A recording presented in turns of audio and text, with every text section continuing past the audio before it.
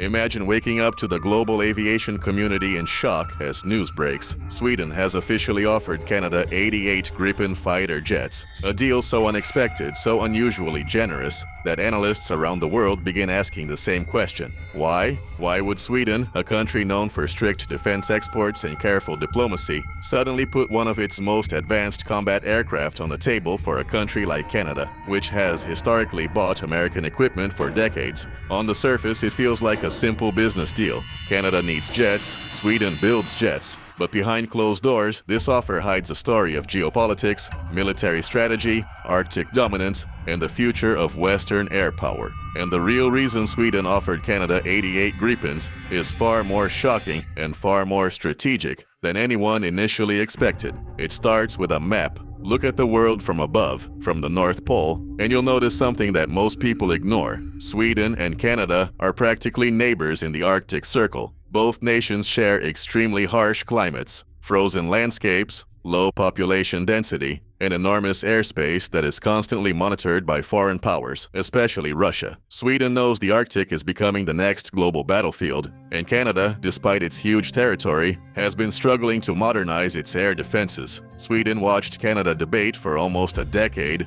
over what fighter jet to choose: F-35, F/A, 18 Super Hornet, even older upgraded fighters. Nothing seemed to move. Ottawa needed jets, but political pressure, budget issues, and American influence kept dragging the decision into endless loops. Sweden realized something important. Canada was reaching a point where it needed a partner, not just a supplier. So Sweden stepped in, but not with a normal sales pitch. Their offer was designed with one purpose: prove that the Gripen isn't just an aircraft, it's a solution. Sweden's defense officials quietly highlighted that the Gripen E is built for cold weather, rapid turnaround times, and short, icy runways. Exactly the kind of environment Canada faces every winter. But that was only the surface-level reasoning. The real plan was deeper. Sweden wanted to create a long-term strategic alliance across the Arctic. If Canada adopted the Gripen, both nations could share training, tactics, logistics, and surveillance across the Northern Hemisphere. Instead of dealing with the United States' expensive and highly controlled F-35 program, Canada would gain far more freedom.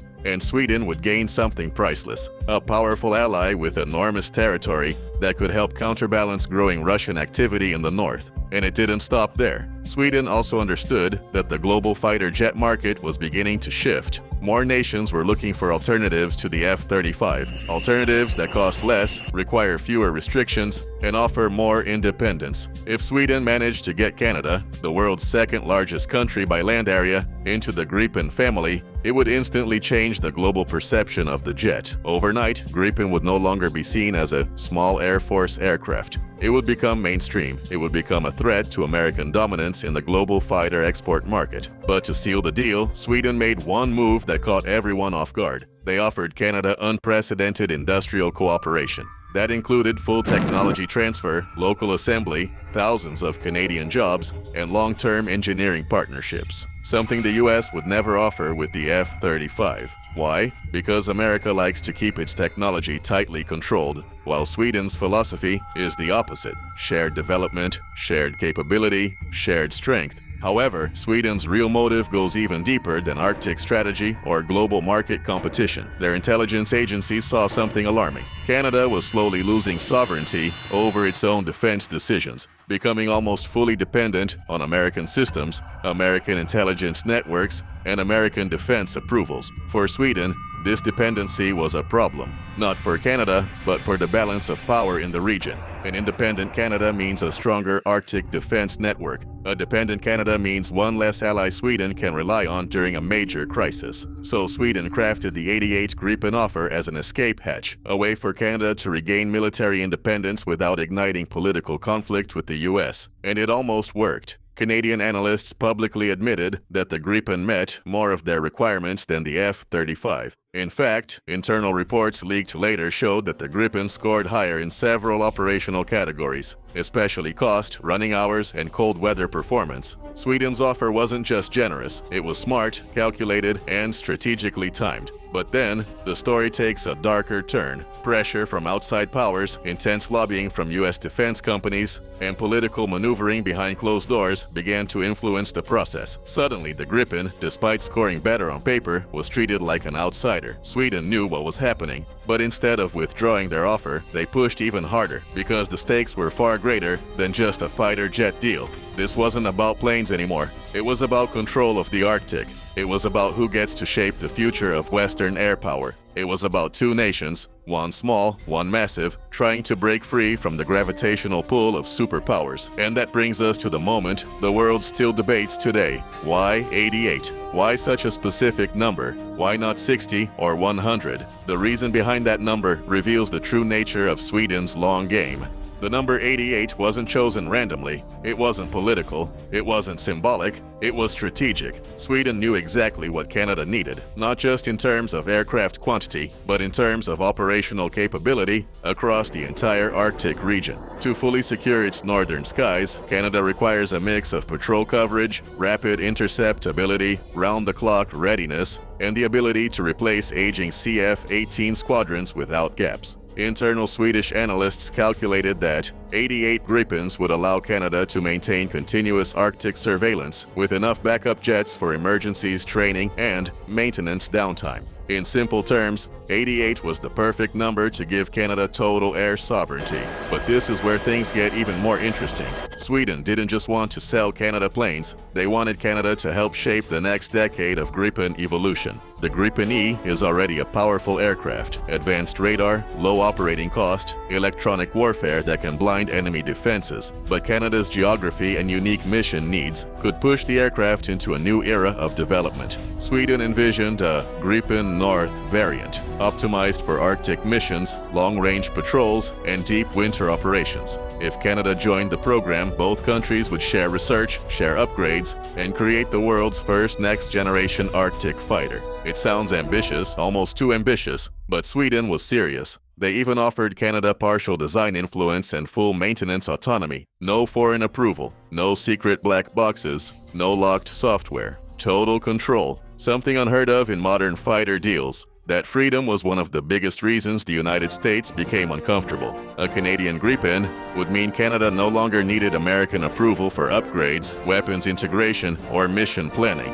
Washington saw the Gripen as a threat, not because it was better than the F-35 in every category, but because it gave countries too much independence. And independence in defense is something major powers don't like. Behind closed doors, U.S. defense lobbyists and political figures began quietly applying pressure. Meetings were held, promises were made, threats were hinted. Canada was reminded of shared defense agreements, NORAD commitments, intelligence cooperation, and the risks of diverging too far from the American defense ecosystem. It wasn't an open threat, but the message was clear. Staying aligned with the US would be beneficial. Sweden saw the battle shift. What began as a competition of technology had now become a competition of influence. And what Canada truly had to decide wasn't which jet could fly better, but which alliance vision they believed in. A future tied tightly to the United States, or a future where Canada stands more independently as a northern power. Inside the evaluation teams, a surprising truth emerged. The Gripen E was easier to operate, cheaper to fly, and better suited for Canada's environment. It could land on short, icy runways, disperse to remote locations, and even operate from highways. The F-35, while technologically advanced, required specialized maintenance, expensive hangars, and long turnaround times. Pilots and engineers quietly admitted the Gripen would save billions in long-term costs. But the decision was no longer just about aircraft performance. This is where Sweden played their boldest card. They offered to let Canada build the jets domestically, creating thousands of high-tech jobs. They offered full access to source code so Canada could customize the aircraft however it wanted. They proposed deep defense industrial integration between Saab and Canadian aerospace companies. They even offered training partnerships with Swedish Air Force units in remote Arctic zones, something no other country proposed. All this wasn't simply generosity, it was strategy. Sweden understood a basic truth. If the Gripen got even one Tier 1 Western partner, the entire global fighter market would tilt. Other nations, Finland, Brazil, Croatia, the Czech Republic, would see Canada's decision as validation, and suddenly,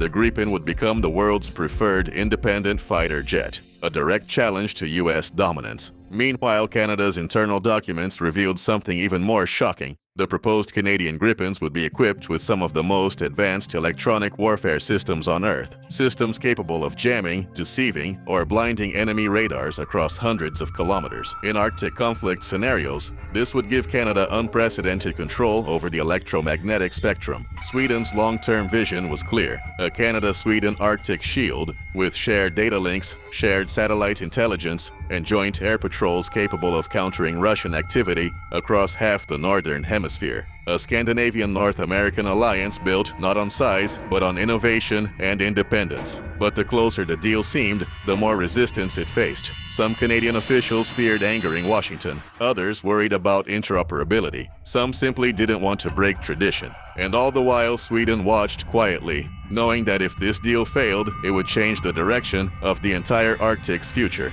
And that's when the final twist entered the story. Information that few outside the defense world ever learned. Sweden had one more secret reason for offering Canada 88 Gripen jets, a reason tied to classified intelligence from the far north. Sweden's intelligence agencies had been tracking unusual patterns across the Arctic for years. Russian aircraft were flying closer to Canadian and Scandinavian airspace than ever before. Unknown radar signatures were appearing at high altitude near the North Pole, sometimes for minutes, sometimes for hours, before vanishing. Surveillance satellites detected new Russian listening stations being built on remote islands in the Arctic Ocean. Something was shifting, and Sweden understood it before almost anyone else. The problem wasn't just Russian military flights, it was the speed at which the Arctic was militarizing quietly and rapidly. Melting ice was opening new sea routes, new trade lanes, and new resource-rich territories. Whoever controls the Arctic controls the future of global shipping, energy reserves, and early warning missile systems. Sweden realized that the world was approaching a new era of northern competition,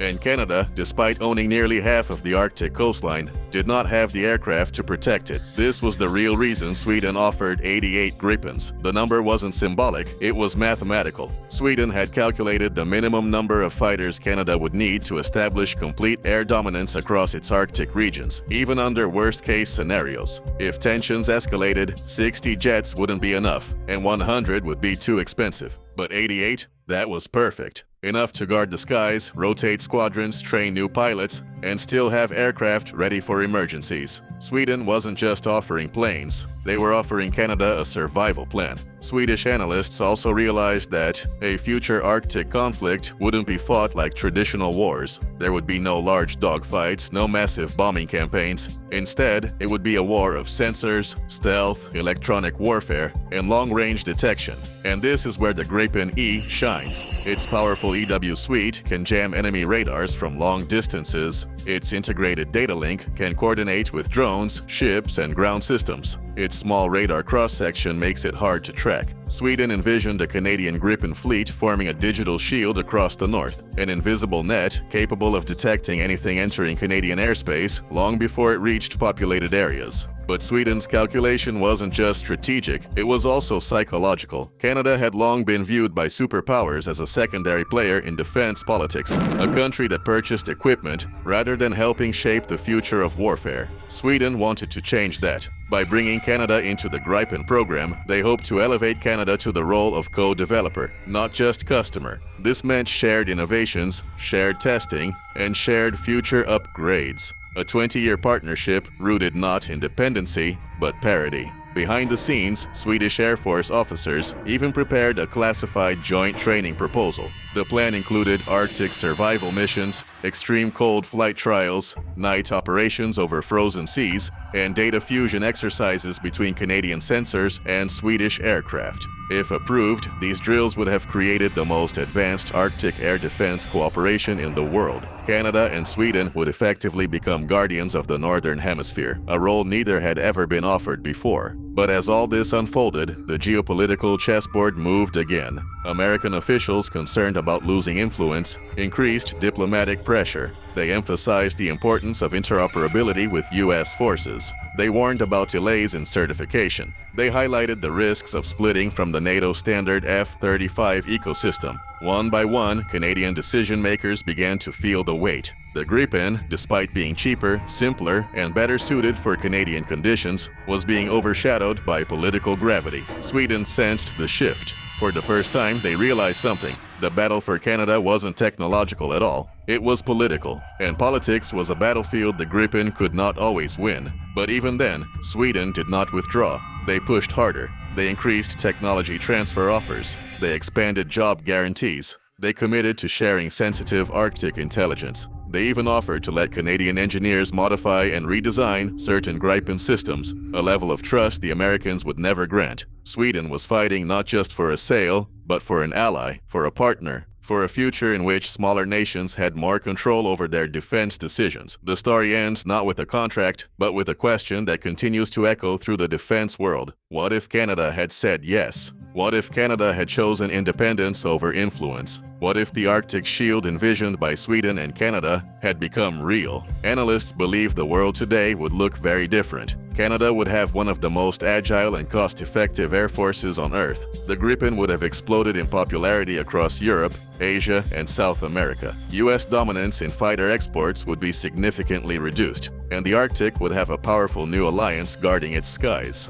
But the most surprising truth is this: Sweden never made the offer because they needed Canada. They made it because they believed the future of northern security depended on it. They saw in Canada a partner with shared values, shared geography, and shared potential, someone who could stand beside them in the most remote and strategically important frontier on the planet. And that is the real reason Sweden offered Canada 88 Gripens. Not for money, not for politics, not for headlines, but for a vision of the Arctic's future. One where two nations could shape their destiny, protect their sovereignty, and redefine the balance of power in a part of the world that is rapidly becoming the most contested region on Earth. In the end, the offer became more than a fighter jet proposal. It became a symbol of what could have been, of what still might be, and of a future where nations choose independence, smart strategy, and cooperation over pressure and control. A future that Sweden still hopes Canada might someday embrace.